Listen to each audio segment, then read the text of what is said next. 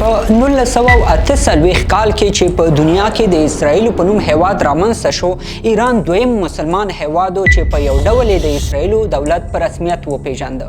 د دغه دواړو هیوادونو ترمنځ ډېرې خوږې اړیکې وې. د تجارت او ګډ کار کول یې له هماغه اوله شروع کړل. اسرائیل به خپل 40% تیل له ایران نه واردول. په مقابل کې به اسرائیل ایران ته وسلې، ټکنالوژي او زراعتي محصولات ورکول. یوازې دا نه، بلکې د اسرائیل استخباراتي ادارې د ایران ځانګړي پولیس هم ټرین کول.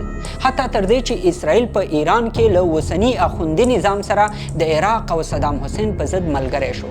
په 1980 کال کې په ایران باندې د عراق د حملې په وخت کې اسرائیل ایران ته 1500 میزایل ولېږل څو له عراق سره په جګړه کې استعمال کړي. خو څه داسې وشول چې له امله د تیرو څو لسیزو په دوران کې د ایران او اسرائیل ترمنځ دومره ژور اختلافات رامنځته شول. داسې اختلافات چې د اسرائیل لخوا د ایران تر ټولو مهم نظامی کسان پکې د هغوی په خپلو ځایونو کې ټارګټ شول او همدا اختلافات اوس په یو نړیوال کړکېچ باندې بدل شوي دي. راځئ نن په دې ویډیو کې د همدې پوښتنې په خوا کې د ایران او اسرائیلو ترمنځ د جګړې له ځینو نورو مهمو مسایلو نه هم ځان خبر کړو. These pictures are of the missiles and the defense systems in operation over Tel Aviv. The possibility that Israel will carry out a strike against Iran. There are Tonight, Israel's warning Tehran will burn. د دویمې نړیوالې جګړې وروسته چې کله اسرائیل رامنځته شو، اکثرو اسلامي هیوادونو یې له رسمیت پیژندلو نه انکار وکړ او تعلقات هم ورسره جوړ نه کړل. ایران یوازینی هغه ملک و چې که څه هم ښکاره یې اعلان ونه کړ چې اسرائیل په رسمیت پیژني، خو دومره پټ، ښکاره او ژور تعلقات یې ورسره جوړ کړل چې په ډېره کمه موده کې دواړه ملکونه د یو بل نږدې همکاران شول. هغه وخت په ایران کې د شاه پهلوي د کورنۍ واکمني وه. اصلا د رضا شاه پهلوي کورنۍ له 1925 کال نه تر 1990 کال پورې په ایران باندې واکمنه وه.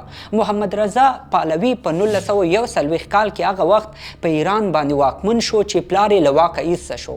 دوی په ایران کې د سیکولریزم له لارې کوشش کاوه چې اصلاحات راولي، ایران په خپلو خپو ودرئ او د اروپایي ملکونو په شانې د عصري دنیا سره برابر کړي. نو همدې رضا شاه پهلوي اسرائیل سره اړیکې ډېرې کلکې کړې. په همدې وخت کې اسرائیل ته له ایران نه تر ټولو زیات تیل صادرول هم شروع شول. په مقابل کې اسرائیل ورته د ټکنالوژۍ، وسلو او زراعت برخه کې مرسته لېږله او د ایران خاص استخباراتي پولیس هم ورته وروزل. دې وختونو کې ډېرو اسرائیلي کارکوونکو په ایران کې دننه د لویو پروژو د عملي کولو په برخه کې وظیفې هم کولې، لکه د اوبو، د بندونو، د لویو بلډینګونو او نورو تاسیساتو په جوړولو باندې هم مصروف وو. خو په 1990 کال کې د ایران مذهبي مشران د شاه پهلوي په خلاف راپاڅېدل او د هغه نظام یې رانسکور کړ. د دغو مذهبي مشرانو له ډلې یو یې آیت الله روح الله خمیني و چې 15 کاله یې له ایران نه بهر تیر کړي وو او د شاه د نظام پر رانسکورېدو سره د ایران واک په خپل لاس کې واخیست. هغه له خلکو نه د یو ریفرنډم له لارې پوښتنه وکړه چې په ایران کې باید څنګه نظام جوړ کړي. 98% خلکو رایه ورکړه چې په ایران کې باید اسلامي جمهوریت رامنځته شي چې رهبر یې باید خمیني وي. له همدې سره د ایران اسلامي جمهوریت جوړ شو. خو دلته اسرائیل په ایران کې دا نوی اسلامي جمهوریت په رسمیت ونه پیژنده. په مقابل کې آیت الله خمیني د اسرائیل په رسمیت پیژندلو نه هم انکار وکړ. له دې سره داسې معلومېده چې نور د ایران او اسرائیلو ترمنځ هغه پخواني تعلقات ختم شوي دي. خو یو کال وروسته یعنې په 1980 کال کې اسرائیل او ایران یو ځل بیا نږدې شول او یو بل سره همکاري شروع کړه. اصلا کیسه داسې وه چې په ایران کې کله مذهبي مشران واک ته ورسېدل، نو په عراق کې صدام حسین د ایران مذهبي مشرانو نه ویره لرله چې اسنه د عراق لپاره مشکل جوړ کی. په همدې خاطر صدام حسین په 1980 کال کې په ایران باندې حمله وکړه. دا وخت د صدام حسین تر شا د نورو ملکونو سربیره سعودي او کویټ هم ولاړ وو. خو بلخوا د ایران مذهبي مشران یوازې شوي وو. وسله او عسکر نه لرل. ټول ایران په جګړه کې کمزوری ښکارېده. همدلته اسرائیل له ایران سره یو ځل بیا پټ کومک او همکاري شروع کړه. ایران ته یې وسلې ولېږلې. په دې کې د 500 میلیونو ډالرو په ارزښت ټانکونه، طیارې، میزایل او نورې وسلې هم شاملې وې. واشنګټن پوسټ په دې اړه په یو راپور کې لیکلي چې اسرائیل ایران ته د عراق د ماتولو لپاره هغه وخت په لویه کچه وسلې لېږلې وې. اصلا اسرائیل په دې خاطر له ایران سره مرسته وکړه چې عراق هغه وخت د ایران په نسبت د اسرائیل لپاره لوی خطر و او تشویش دا و که چیرته صدام حسین په دې کامیاب شي چې ایران ونیسي نو د اسرائیل لپاره به لوی خطر جوړ کړي. په همدې خاطر اسرائیل له هغې تیورۍ نه کار واخیست چې زما د دښمن زما دوست دی او په همدې بنسټ یې له ایران سره همکاري وکړه. خو کوم څه باعث شول چې د ایران او اسرائیلو ترمنځ تعلقات شدیدې دښمنۍ ته ورسیږي؟ اصلا په 1982 کال کې چې کله اسرائیل په لبنان باندې برید وکړ او هلته یې اهل تشیع مسلمانانو ته نقصانات واړول نو د ایران مذهبي مشران غوسه شول او کوشش وکړ چې د دغو شیعاګانو د ژغورنې لپاره خپل پوځ هلته واستوي. که څه هم د ایران پوځیان په مستقیم ډول له اسرائیل سره مخ نشول خو ایران ته یوه لاره خلاصه کړه چې په لبنان کې مداخله وکړي. له همدې ځایه ایران د شیعاګانو حمایت وکړ، وسله یې ورکړه او له همدې خلکو یې د حزب الله په نوم یوه ډله رامنځته کړه چې اوس هم د اسرائیل په خلاف جنګیږي. د ایران له همدې اقدام سره د ایران او اسرائیل ترمنځ اړیکې شدیدې دښمنۍ ته واوښتلې او دې دښمنۍ ډېر وخت دوام وکړ. له ډیرو کلونو وروسته بالاخره په 2002 کال کې یوه نوې مسله راپورته شوه او هغه د ایران لخوا پټ په پټه د اټومي وسلو جوړول و او په تیرو شاوخوا 15 کلونو کې د همدې اټومي وسلو د جوړولو په سر د ایران اړیکې نه یوازې له اسرائیل سره نهایت خرابې شوي دي بلکې د دنیا له نورو ملکونو سره هم اختلافات رامنځته شوي دي. خو پوښتنه دا ده چې د ایران د اټومي وسلو د جوړولو مسله څنګه په ناڅاپي ډول راپیدا شوه او ولې دا مسله په ټوله دنیا کې دومره جدي ګڼل کیږي؟ په اصل کې د ایران اټومي پروګرام اوس نه دی شروع شوی بلکې له 1950 کال راهیسې روان دی. هغه وخت چې په ایران کې د شاه حاکمیت ایران د امریکا په همکارۍ د اټمز فور پیس په نوم باندې د اټومي وسلو دا پروګرام شروع کړی و. خو دا پروګرام هغه وخت سوړ شو چې په ایران کې اخوندي نظام حاکم شو او دا ځکه چې هغه وخت له یوې خوا مذهبي مشران د اټومي وسلو جوړولو ته ډیر علاقمند نه وو او بل خوا په ایران باندې د عراق په حمله کې د دوی د اټومي پروګرام تاسیسات هم یو څه زیانمن شوي وو. له دې ډیره موده تیره شوه او بالاخره تقریبا 20 کاله وروسته په 2002 کال کې دنیا ته پته ولګېده چې ایران پټ په پټه د اټومي وسلو د جوړولو کوششونه شروع کړي دي او عملا د وسلو په جوړولو باندې لګیا دي.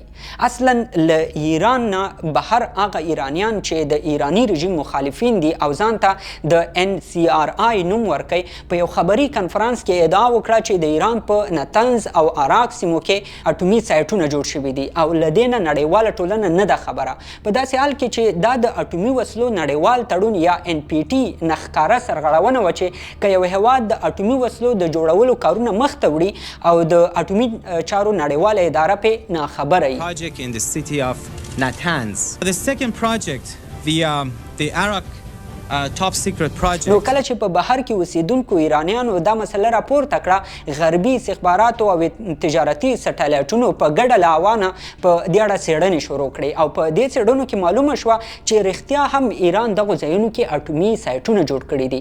دې تصویرانو ښودله چې په نتنز کې لوی ودانۍ زیرزمیني او مهم ځایونه جوړ شوي دي.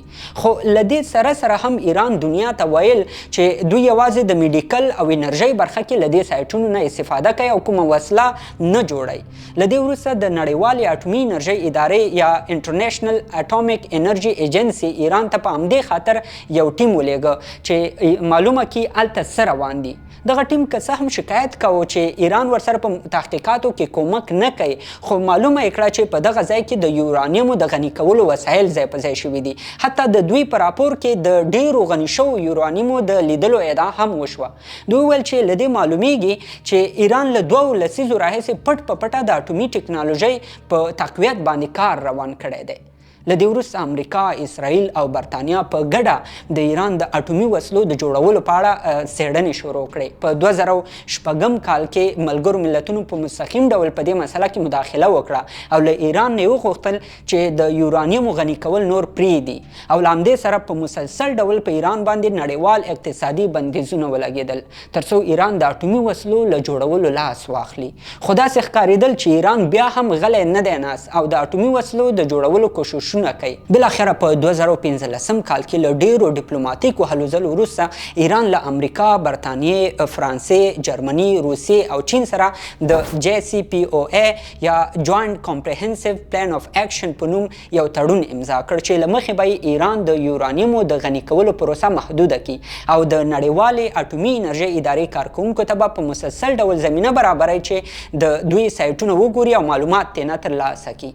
خو دا مسله هغه وخت لا جنجالي شوه چې په 2018 کال کې د ډانالډ ټرمپ په مشرۍ امریکا له دې تړون نه ووتله او دا تړون یو طرفه تړون وباله. هغه د دې تړون نه د وتلو څو دلایل وړاندې کړل. یو دلیل یې دا و چې دا تړون ایران مجبوروي چې یوازې د محدود وخت لپاره اټومي وسله جوړه کړی شي او کله چې د تړون موده یا وخت ختم شي ایران به بیرته اټومي وسلو جوړولو ته مخه کړي. همدارنګه ټرمپ هیله لرله چې له ایران سره به په راتلونکي کې له دې هم غوره تړون لاسلیک کړي. له دې سره ایران ته موقع برابره شوه چې د 2015 کال له تړون نه سرغړونه وکړي. ایران د خپلو یورانیمو د غني کولو پروسه لا تیزه کړه. حتی د خپلو فعالیتونو په اړه نړیوالو اټومي ټیمونو ته هم معلومات نه ورکول او خپل فعالیتونه یې پټ روان وساتل، په داسې حال کې چې د دنیا ډیر ملکونو په اقتصادي بندیزونه هم ولګول. د 2015 کال په شروع کې د نړیوالې اټومي انرژۍ ادارې خبرداری ورکړه چې ایران تر 80% پورې یورانیم غني کړي دي او دا لړۍ لا هم روانه ده. په همدې خاطر امریکا یو ځل بیا ایران سره د اټومي تړون په اړه مذاکرات شروع کړل. خو د 2015 کال د جون میاشت په اولو ورځو کې د ملګرو ملتونو د نړیوالې اټومي انرژۍ ادارې یو ځل بیا خبرداری ورکړه چې د ایران د اټومي پروګرام په اړه بشپړ معلومات نه ورکول کیږي. د دې ادارې مشر دا هم ویل چې ایران تر 400 کیلوګرامو پورې یورانیم غني کړي دي او دا د اسرائیل په ګډون د دنیا ډیر ملکونو لپاره یو ټکان ورکوونکی خبر و. او بالاخره له همدې څو ورځې لا تېرې نه وې چې اسرائیل د جون په 14 تاریخ د ایران په نظامي مشرانو او بېلابېلو مهمو ځایونو باندې بریدونه وکړل او وجه یې هم دا وښودله چې ایران په پټ ډول د اټومي وسلو جوړولو ته نږدې شوی دی او دا د نړیوالو ټولو قوانینو نه سرغړونه ده. خو اوس پوښتنه دا ده چې ولې د دنیا ډیر ملکونه او په خاص ډول اسرائیل نه غواړي چې ایران اټومي وسلې جوړې کړي. اصلا د ایران رهبران په مسلسل ډول دا اعلانونه کوي چې اسرائیل به یوه ورځ نه یوه ورځ بشپړ له منځه وړي. نو په همدې خاطر اسرائیل ویره لري که چیرته ایران اټومي وسله جوړه کړي نو یا به یې خپله په دوی باندې استعمال کړي او که خپله نه وي نو د دوی هغو نیابتي ډلو ته به یې ورکړي چې د اسرائیلو په ضد جنګیږي. اسرائیل په خپلو ملي ګټو کې دې مسلې ته تر هر څه زیات اهمیت ورکړی دی چې په هر قیمت یې باید د دې مخه ونیسي چې ایران اټومي وسلې جوړې نه کړی شي. همدارنګه امریکا او نور ملکونه بیا دا ویره لري که چیرته ایران اټومي وسله جوړه کړي نو په منځني ختیځ کې به د ځواک د برابروالي په خاطر نور ملکونه لکه سعودي عرب، مصر او ترکیه هم د اټومي وسلو د جوړولو کوششونه شروع کړي او له همدې سره به په منځني ختیځ کې د اټومي وسلو سیالي شروع شي او ورسره به نړیوال امنیت ته هم خطرونه لاس واشي. خو اوس په دې وروستیو کلونو کې د ایران په اړه د اسرائیل او د دنیا اکثرو هیوادونو یوه بله اندېښنه دا را پیدا شوې ده چې ایران تر 3000 پورې بالستیک میزایل یا توغندي جوړ کړي دي او دا کولی شي چې د ډیرو ملکونو لپاره خطر جوړ کړي، په ځانګړي ډول اسرائیل لپاره. اصلا بالستیک میزایل د دوو شیانو لپاره استعمالیږي. یو دا چې که څوک غواړي له خپل ملک نه ډیر لرې ځایونه ټارګټ کړي نو له بالستیک میزایلو نه کار اخیستلی شي. دویم دا چې دا میزایل اټومي بمونه او نورې قوي وسلې هم ځان سره ډیرو لرو ځایونو ته وړلی شي. بالستیک میزایل په اصل کې هوا ته په ډیر شدت سره توغول کیږي، دومره اوچت ځي چې د ځمکې له اټموسفیر نه هم وځي او بیرته د خپل وزن په وسیله ځمکې ته راغورځېږي. په دوی کې ځینې بالستیک میزایلونه یو هیواد نه بل ګاونډي هیواد ته ځان رسولی شي، ځینې تر 50,000 کیلومترو پورې لرې ځایونه یا هیوادونه ویشتلی شي او د انټرکانټیننټل په نوم بالستیک میزایل بیا له یو براعظم نه تر بل براعظمه پورې هم تللی شي او هلته یو ځای ټارګټ کولی شي. د بالستیک میزایلو یو خطر دا هم دی چې که یو ځل هوا ته وتوغول شو بیا یې خنثی کول یا یې له منځه وړل ډېر سخت دي. اوس چې ایران تر 3000 پورې بالستیک توغندي جوړ کړي دي او که له دې سره اټومي وسلې هم جوړې کړي نو دوی کولی شي چې له خپل هیواد نه اټوم بم اسرائیل باندې فایر کړي یا کولی شي چې په منځني ختیځ کې له همدې لارې خپل سرسخته حریفان لکه سعودي عربستان او یا نور هیوادونه ټارګټ کړي. نو په همدې خاطر د دنیا ډیر هیوادونه د ایران د اټومي وسلو سربیره د بالستیک میزایلو له جوړولو سره هم مخالف دي او دوی کوشش کوي چې هر څنګه یې باید مخه ونیول شي. دا و زموږ د نن خپرونه هیله ده چې د لنډې ویډیو به د ایران او اسرائیلو ترمنځ د روانې جګړې په اړه ستاسو ځینې پوښتنې در ځواب کړي اوسي. تر بلې خپرونې د الله په امان.